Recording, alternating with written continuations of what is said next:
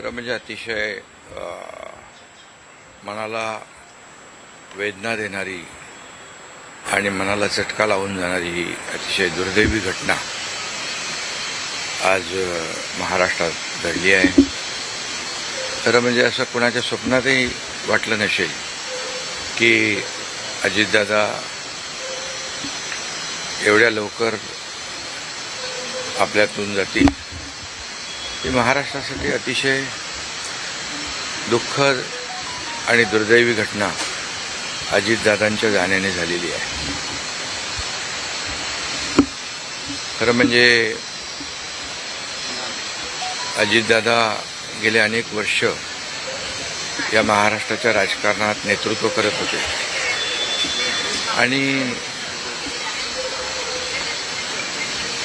अतिशय परखड स्पष्ट वक्तेपणा आणि प्रशासनावर असलेली त्यांची पकड आपण पाहिलेली आहे.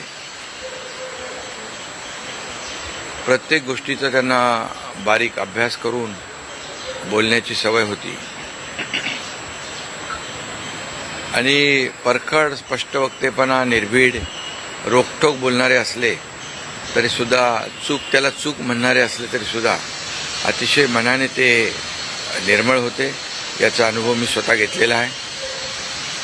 त्यांच्यासोबत मी मंत्रिमंडळात देखील काम केलं. मी मुख्यमंत्री असताना त्यांनी उपमुख्यमंत्री म्हणून देखील काम केलं आणि जेव्हा मुख्यमंत्री मी असताना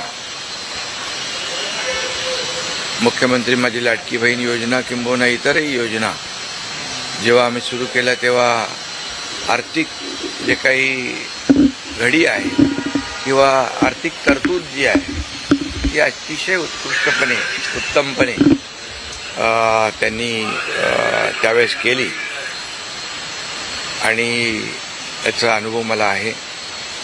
आणि एकदा करायचं ठरवलं की ते अजितदादा करायचे. करतो, बघतो, पाहतो असे शब्द त्यांच्या डिक्शनरीत नव्हते.